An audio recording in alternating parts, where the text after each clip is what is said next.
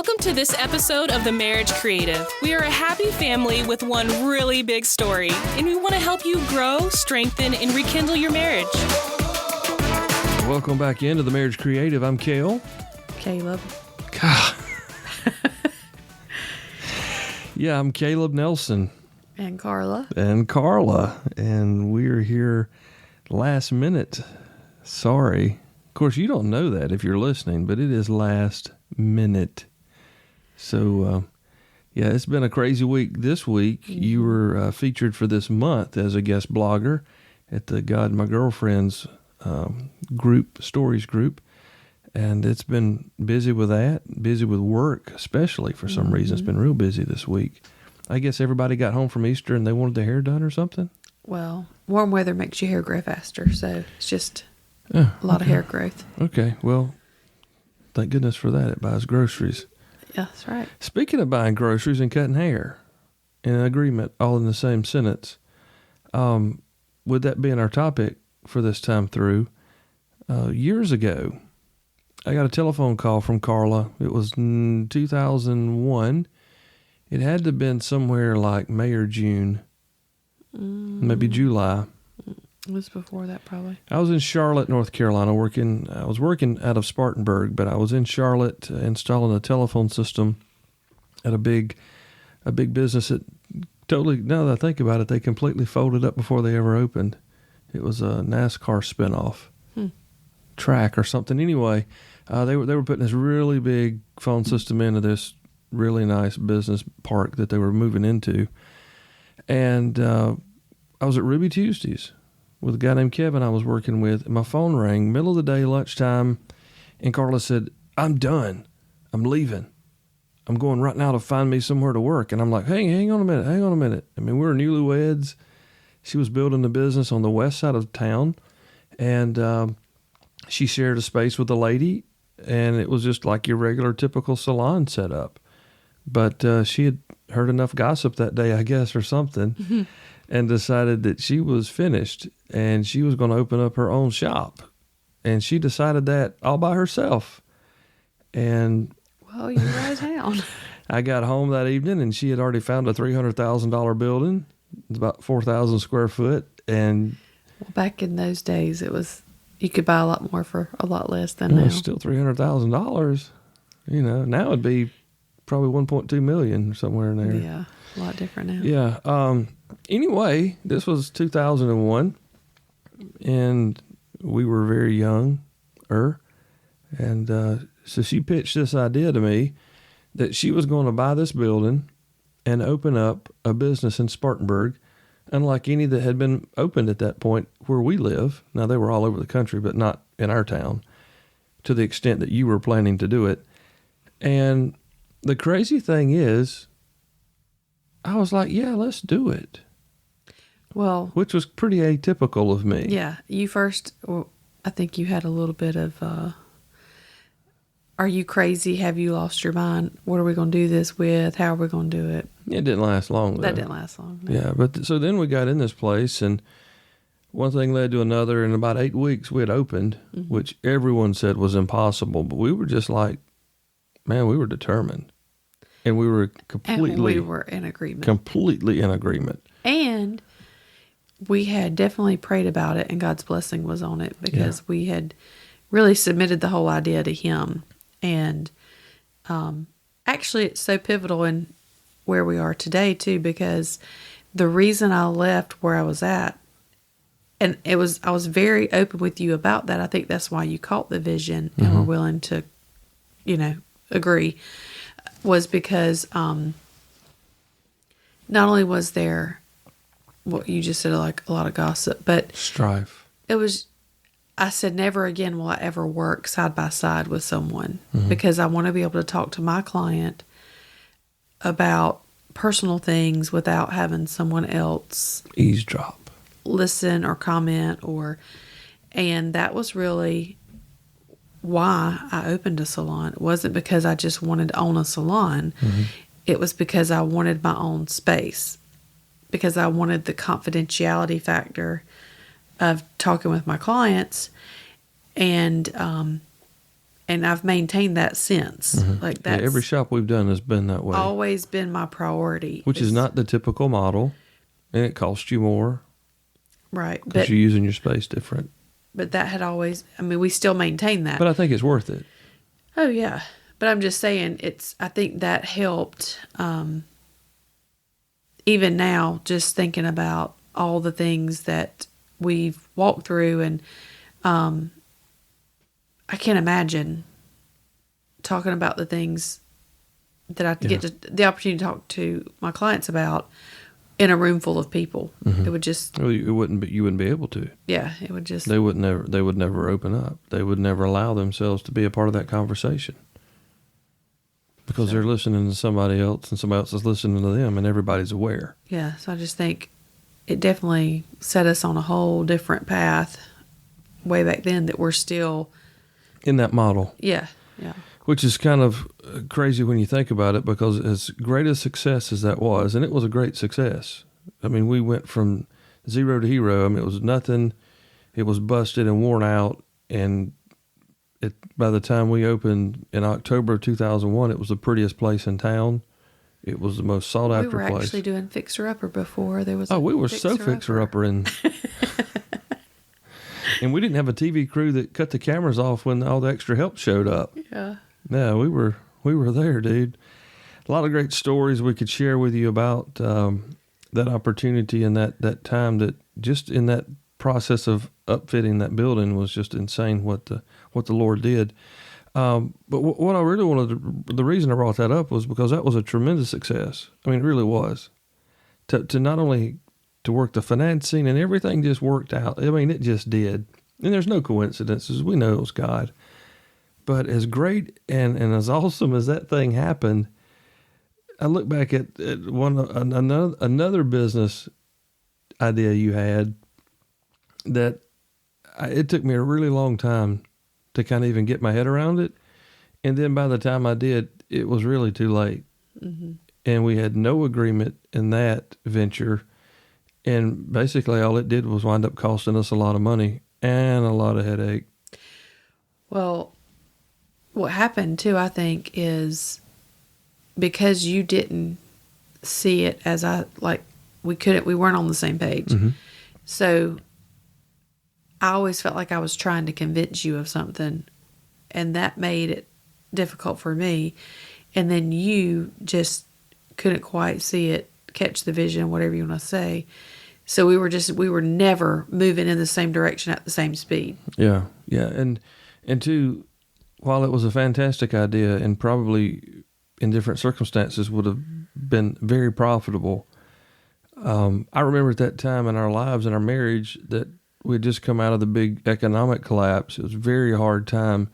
And I was just so beat down, in my head over the huge losses we had suffered that I couldn't even dream. I was just so I'm tired of saying but it was just, I was to the point that I just needed to figure out how to get up the next day, and then how to feed the kids and hopefully have enough gas for you to drive to work. I mean, it was bad. It was hard. And I just wasn't where I needed to be spiritually to be able to entertain anything else that was to be put on my plate. Mm-hmm. Well, and that's for sure where the power of agreement is tremendous, but truly the agreement should be that we agree that what the Word of God says is true. Right. And then we pursue that together. The funny thing is that when we had the great success we mentioned earlier, we were born again, tithers, going to church, all that.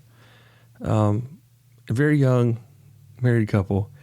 And then we're on, 8 or 10 years into this thing, and we have this great idea that should have really taken off and done really well. But because of our circumstances and my lack of leadership as the spiritual leader of the household, it just flopped. And so I'm not trying to defer anything against me for how and where we got there. But it really did come back to me because as a spiritual leader of the house, I'm supposed to be there far enough, and we've talked about this in the past, but I'm supposed to be there to the point that I can handle those things. And I wasn't at all. And my plate was full enough. I mean, I didn't want anything else. I knew that whatever came just meant more labor. And I just didn't have it to give at that time. And it pretty well just flopped. Well, and also, you were busy not only with our household, but volunteer professionally work. volunteering at the radio I station. wasn't going to say professional, but That's an old nickname from the days gone by. you were volunteering as I was working 60 hours a week for pennies. I'm saying though. That's where my head was at. Yeah, but it wasn't. I mean, you volunteered at all kinds of things. It Oh, wasn't yeah. just I that was a one professional thing. volunteer. So You're welcome. typically, you were busy with volunteer work somewhere. Other projects that weren't ours. Yeah. And so when your head was outside of our, I guess, business ideas, we couldn't really go. I mean, we were dead in the water. Yeah. Yeah, it wasn't a good look. And it cost us a lot on every level. So we learned from that. And I think one of the primary things that we've learned from that is I'm a little slower on the uptake. You're not. You've had to kind of adjust your means of presentation. And I've had to allow myself to be open to different and change. Yeah. Now I know. Mention the idea and then let it rest. Yeah. And then come back to it in a couple of days once Yeah. you've had time. Rather than just. Squeaky wheel in it. Well, with no, I mean, oil. like usually I'm ready to, Oh, yes, I know. hit the ground running and like. No, you're running when you, Yeah, usually when Yeah. by the time I tell it to you, you've got I've completed 8 or it 10 already in things my already. head. Yeah, it's already done. In my head, it's already happened. Yeah. And then I'm telling you about it. So why are we telling y'all this? The primary thing is that we wanted to share just a glimpse of victory and agreement and defeat and disagreement. Mm-hmm. And I want to stress that agreement's not like, in this regard, agreement's not like, I like purple Barney flavored ice cream. And then you would say, I like purple Barney flavored ice cream too. The disagreement is more spiritual agreement, focus, vision, those sorts of things. I mean, but you need to agree on like the brand of soap you want to wash your clothes with or something, but it doesn't have to be a deal breaker. This type of agreement is bigger than that. This is the type of agreement where when you get to this point, you both, and the project or the vision or the family or the whatever goes forward. Because sometimes you can have ideas and kind of halfway buy in and get by that way. But if you want to really flourish, you have to find that point of agreement. And it doesn't mean that you have to be the right, and it doesn't mean that I have to be the right. It just means we have to find that point that we can agree on, agree with God's word, and go forward. Right. So we've seen a lot of goods and bads in that. And you would think we would learn our lesson after a while, but we're humans. Yeah, you would think. So, But that whole idea of doing it your own way, having your way, is such a strong force. well, it's in because it's each like of us. your vision. Yeah, I think just it's human nature that all of us have this idea that it needs to happen the way we want it. And sometimes it's hard to let go of that. And So we've worked in the hair industry for 25 years. So a lot of our stories are going to go back to either firemen, radio, hair salons, or kids. That's kind of where we just live. And I'm sitting here thinking, as you're saying that, how when you came to me right after COVID, right after COVID happening, coming to me and say, we need to move our salon. I was like, yes, we do need to move our salon. Not a hard sell there. The hardest part was where we're going to go. And then you found a place and called me. I looked at it with you and I was like, this is perfect. And then within 8 weeks or so, no. Is it 6 weeks? No, 3. It was 3 weeks? 3 weeks. I am the man. It was, Really? yeah. Well, it felt longer than that. No. Okay. We looked at it the last day of July. We signed the papers the next day. And before the end of August, we were officially moved in. Okay. Well, it was really fast this last time. Yeah. I think it's my favorite spot we've done so far. But you didn't even really have to like sell me on the idea. You didn't have to tell me what you wanted it to look like or anything. I didn't have to even I just convince you. I just Yeah. kind of walked in and I said, I got this. But that's what Well, 23 I had years gets you. I did have pictures. I will say I had pictures of what I wanted, Mm-hmm. and I basically handed those off to you and just said, "You know what I like. You know what I don't like. Here's the pictures of what I'm envisioning," and then you just sort of implemented it. It kind of worked magically. So that was a big win, a big 3-week win. I can't believe you were Wow, like 6 I thought it was weeks. longer than it felt longer. It's just a lot of hours, I guess. Yeah. Yeah. So anyway, but even at that point, like before, you kind of would have to tell me, oh, well, I need this wall here and I want that there. But by this point, you just catch the vision. You know what it's going to look like in the end before you start and you take off. Mm-hmm. That sounds real simple. You know, I think that's one of the benefits that a lot of people miss out on. A lot of couples get married and maybe they don't stick it out long enough to work through all the hard things. I'm not saying we've worked through all the hard things. No, we've still got some hard stuff in there. I'm just saying, if you haven't been married long enough, and a lot of people give up before they get to that point, I think, or a lot of people we know have given up before then, you really don't get to the place where you kind of get each other that much, where you can Finish the each other's sentences and know, like, you know what I'm gonna, if there's 2 options, you know pretty Oh, I much know where you're going. which one I'm gonna pick, Usually the hard one. or the most expensive. Most expensive, beer budget, champagne taste, or whatever they say. So I think that's one of the, like, things that people miss out on. They think that the longer you're married, like, maybe, you know, the excitement is gone or whatever. And maybe it's not as, maybe, I don't know, maybe it's just as exciting, maybe less, but there's such another level that you get to of comfort where you do know each other so much better. And I think that makes agreement easier. Oh, it does. Absolutely. It has to. And to the point where, I mean, you're not just finishing each other's sentences. I mean, y'all, I know you might be young and you're like, God, this guy's so old.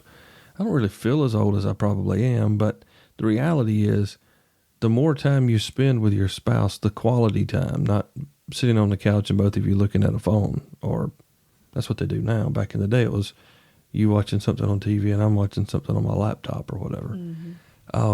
But getting there, working to get to that point, and making an effort to get to that point. I didn't always make an effort. I mean, I make effort now, but it wasn't because you got sick and all this and that. You just grow into that. I was a very selfish individual. And it's really hard to agree with someone that's selfish, I'd imagine. Yeah. I know it's hard to agree with somebody that's really bullheaded, so I'm sure that...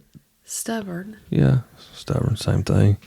But see, we're past that, and it's allowed us a lot of freedom because we can anticipate. We have a better understanding of where we're going.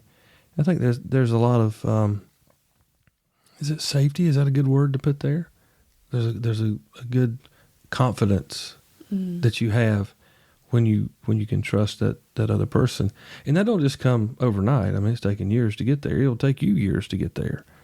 But Well, it's not like we've been married forever, but no, but I mean, we weren't there for half of the time we've been together. But when you get to that point, it's a great thing, and like you say, it isn't like another level or whatever some MLM guy would say, but it's a great place to be.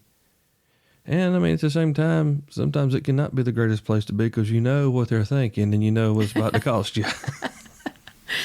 Yeah, you're well aware. So I'm like, here we go again. So, agreement, you said, did you say it was John?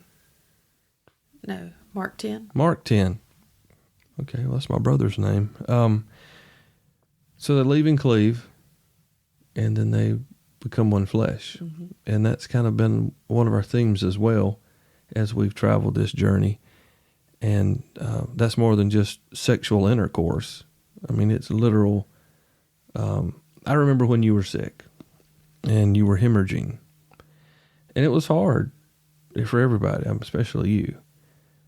And I was just I had a disappointed faith. I'm like, God, we're praying that Carla's, healed. Why is she still doing this? This is months of this crap. What's the deal? And I was just like, she's hurting. She's in pain. And I was hurting for you. And I remember God telling me, well, Kel, when she bleeds, you bleed. When she cries, you cry. When she hurts, you hurt. Mm-hmm. And it was just a whole nother depth of understanding. I think he used that to help me see where we were and to really grasp at where we were headed, to really get a better understanding of where we were going in our journey. Mm-hmm.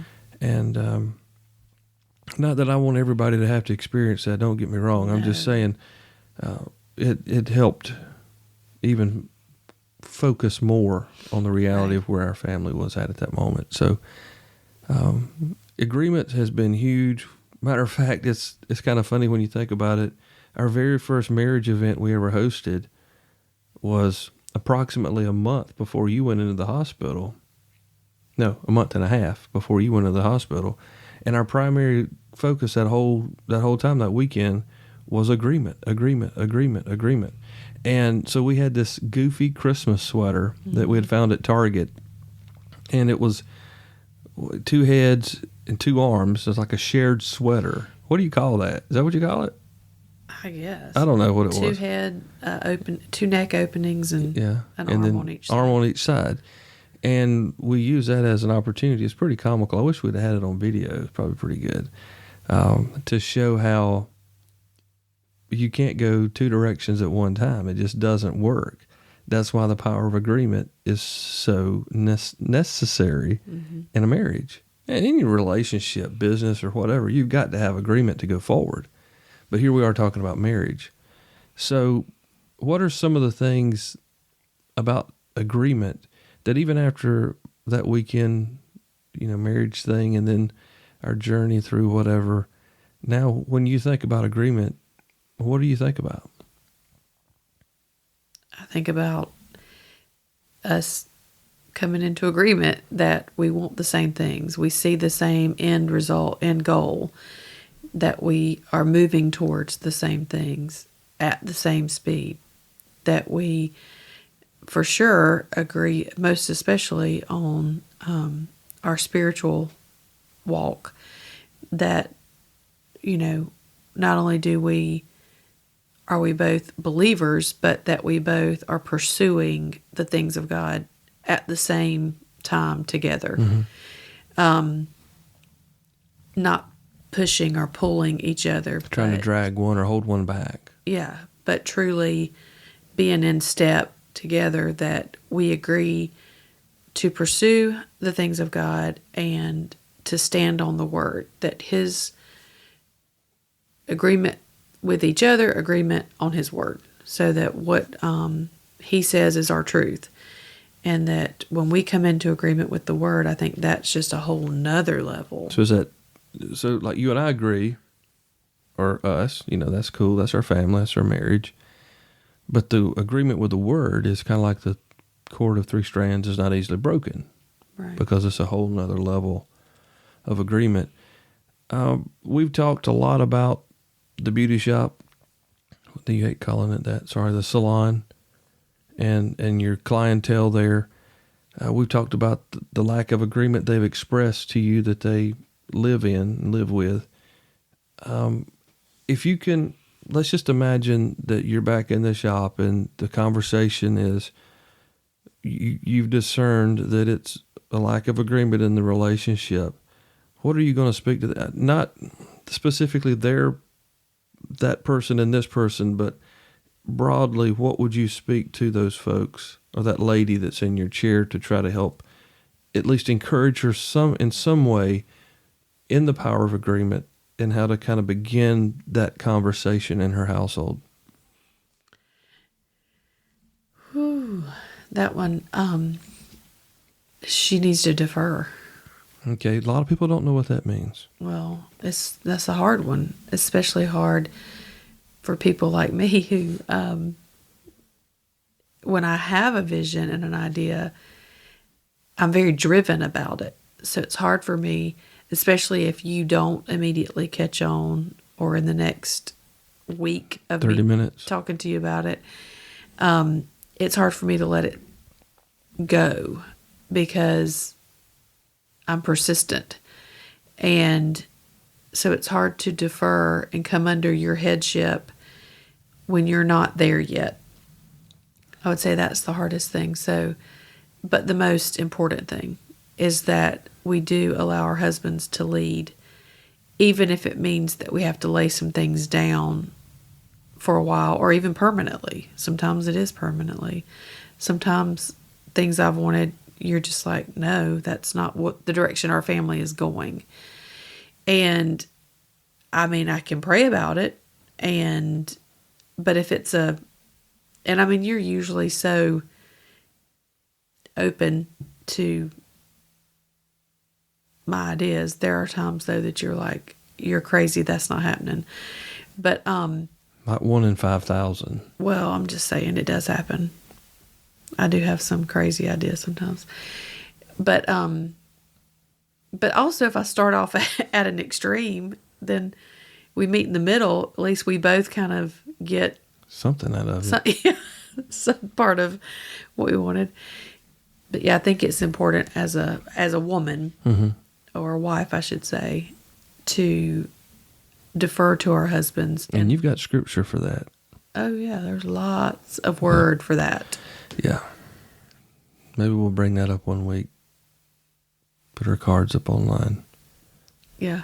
So, in the guy's response to that, when you say defer to him so he will lead, or so he can lead, one of the things that Dr. Bruce Hebel says is that whether or not you like the direction he's going, he's still leading. Mm-hmm. So if he's not, in your mind, being the spiritual leader, or if he's not taking lead or charge on the project or whatever, he's still leading. Mm-hmm. So, man, to you just have to realize, I never thought about it this way until I heard him say it. And I've been around a long time. But if no matter which direction you're going, you're still leading. I mean, you could be alcoholic, drunk, gambling, fornicator. That's a big churchy word. And you are leading your family straight to hell. Or you could be, the dude that sits on the couch every Sunday and every evening, never opens the Bible, never talks about spiritual things with his family. And, well, she's going to take them to church on Wednesday night or whatever. You're leading them. You're leading them into passivity. So no matter where you're going, you're leading. It's just... Well, that's what I was going to say. That's exactly it. I mean, he might think, or she might think, let me go back to her. Okay. She may say, well, he's not leading, so I have to. Because he's sitting in the recliner with his feet propped up and a ball game or a race on or whatever. Mm-hmm. But the truth is, he's still leading. It's not productive leading, but he is still leading. He's leading no matter what. Yeah. I'm going to even get out there and say, even if he's not in the house anymore, he's still leading. Mm-hmm. He's still leading. At some level, a lot of levels, he's still leading. If he's in the house, for sure, he's leading. So, men, this is hard. I told my son one day, man, I'm sorry you're a boy, because it sometimes sucks to be a man. And I've got 3 sons. But it is hard. It's hard, because we answer for everybody. We have to carry that. But that's a good thing, because God made us to be able to carry that. Right. So wherever you're going, you're leading. And I guess, too, we should,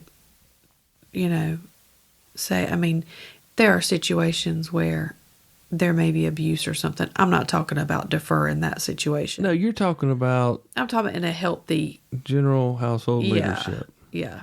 He's trying to talk you into, using your position as a bank teller to launder money or something. That's not a good idea. No, I don't mean defer in that kind of situation. I'm talking about Kind of common sense deferral. How about that? yeah, Legal deferral. legal. Well, We don't know what that is anymore. yeah, really. So, all right. Big topic. I knew we couldn't fix it all tonight. I mean, it's just too much to talk about. Guys and gals, thank you for listening. Look, we're praying for you. We'd love to hear from you if you're enjoying the show. We appreciate the review we got from Andy last week, and just continue to put this thing out there. Make sure you share it with your friends. You may not be here. Your friends may be, and they may need to hear it. So thanks again for listening. We'll catch you next time. Today's episode is brought to you by Post and Gate. Thank you for listening to this episode of The Marriage Creative. Subscribe and click the notification icon so you can stay up to date with all things The Marriage Creative. To learn more about who we are and what we do, check us out on social media or go to themarriagecreative.com today.